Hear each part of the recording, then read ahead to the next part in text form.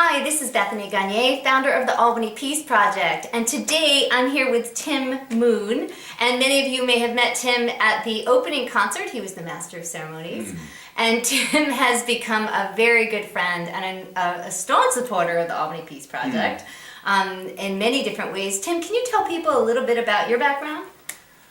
Yeah, sure, I can.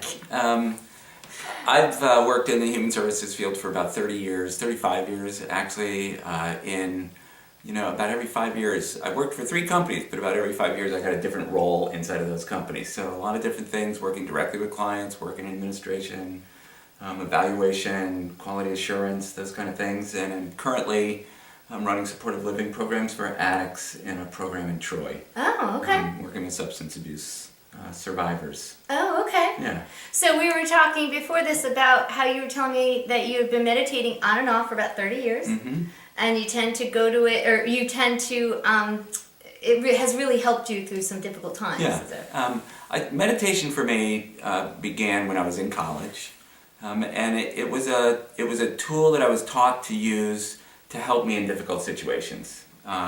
Never became a practice. It was something that I kind of stumbled across periodically because the message that was given to me was if I'm in a difficult situation, meditation just might help. So that's what I would do. I'd get into periods in my life where I felt like I needed something, some kind of contact with something that because whatever I was trying to do wasn't working, and so reaching out and trying to spiritual seeking, if you will. And meditation was always part of that.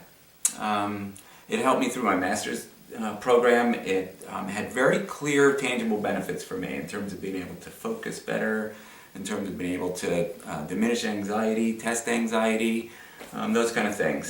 So, why I didn't take the clue that it was working for me and maintain it as a practice for all those 30 years, I don't know.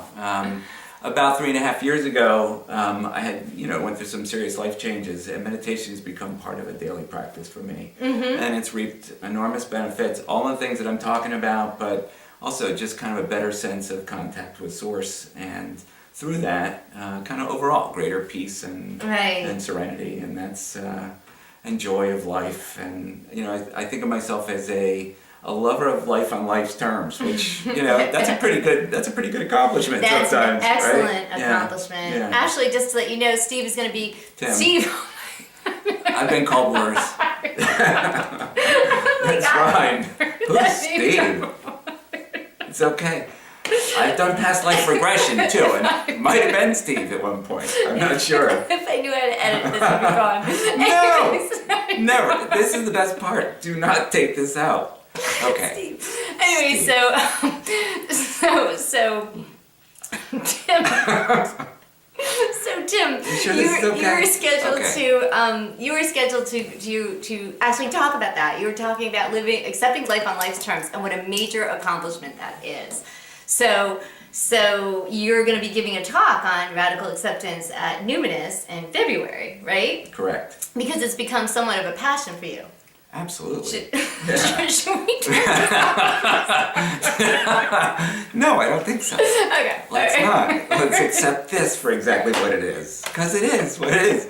If you guys aren't having as much fun as we are, you got to come to my workship, because this is the key. Absolutely. Acceptance really is the answer to all my problems. And meditation is a big part of that. Right. It really is. Look, the truth is that what is right now is all there really is, right? And so, this talk is gonna, quite frankly, I don't know what this talk is gonna do yet, but precisely, what we're gonna do is have an opportunity, if you come to this talk, to explore that with me, explore that with the other people that are there. What are the challenges in our life? Because we all have them. Right. And one of the biggest challenges that we face when we're dealing with problems in our lives is how to deal with the suffering that we do about those challenges, which has nothing to do with what we usually essentially can do practically about those challenges. And that when we do that, when we overcome that, we've got so much more capacity to be able to deal with things in the basis of the reality of what's really going on. Right. And we have the energy that we need to have lined up the way we need it lined up. And, you know, the miracle of the whole thing usually is that things do work out for me. Right. You know, they work out for me when I'm lined up with source energy, and solutions come when I'm quiet and able to receive them. Right. They don't when I'm all, you know, mucked up in the you know, the awfulness of things. Right, Which, right. And you know what? When things are beautiful, I don't usually perceive myself having this problem. Right, But right. it's when challenges come up that I have this problem. And acceptance is, you know, just a marvelous tool for Right. being able to deal with the challenges, to deal with life on life's terms. Right, right. Because what choice do we have? Exactly. And we, we know we're making that choice. right, right. You know, life is not making the choice for us. We make the choice of how Right. we're going to respond to life. Yeah, yeah. And So we that's can what this is argue all with about. it. We can You argue can. what would happen. We can argue Go all day ahead. long, but it Sure. doesn't change. How's that working for you? circumstances. Right, That's, exactly, exactly. And it doesn't. You know, usually. So, and you were also talking about how you've been using the meditations to kind of recalibrate every day. That you feel like Yeah. meditation now has become a tuning for you. Can you talk about that? Yeah, exactly. We talk a lot about, and the basis of the Albany Peace Project is actually energy. You know, I know, you know, and we've all had the experience of somebody walking into a room and you can feel what that person's putting out when they come in, whether it's positive or negative. I mean, Right. we've usually had the experience where someone's coming in, they're just, whoa, Right, watch right. out, you know, duck, get out of the way, this one's coming.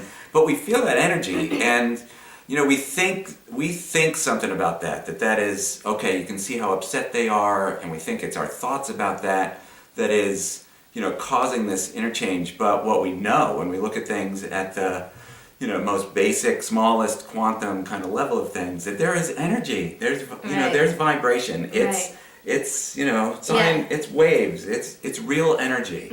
I'm going to do a little bit with that in my meditation. Just kind Great. of the sense of being able to feel our own and understand, you know, if I can feel that emanating from me, Right. you know, beyond my own kind of boundaries of my body, Right. then I understand that that's a real effect. Right. And I know that other people are having the same effect. And so what I'm trying to do is tune my energy to the sweetest, most loving, compassionate energy I can possibly tune it to, because that's the effect that I want to have in the world. If I think that any other impact is going to be good for me or anybody else, I'm deluding myself. Right. It's true. Right, so I've heard in many people's meditations, you know, this idea of light source, you know, source energy coming to me through light coming from above and from below, and meeting in our heart. We'll do that during this meditation.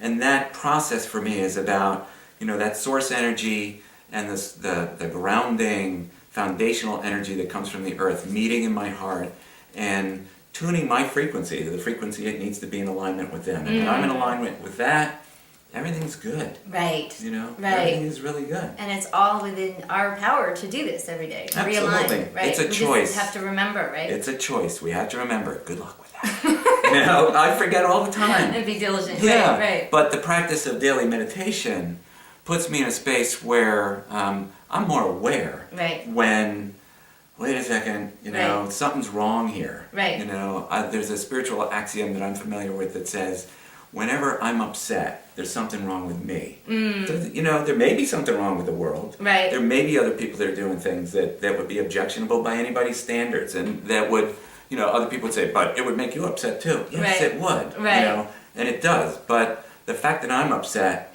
is the only thing that I can do anything about. You know, so when I'm upset, there's something wrong with me. The only place I can focus is me. Yeah. And when I take care of that, then I get myself back into some kind of vibrational harmony with all that is loving and kind and supportive, Right. which is source energy. I'm going to be able to handle anything much more kindly myself, And you know, that's- compassionately myself. That's the power of this work, right? Yeah, and absolutely. I'm looking forward to your meditation, and we'll recalibrate and tune ourselves up. All right, sounds good. All right, thank Thanks. you. Thank you very much. Tim. Look up there. Thanks.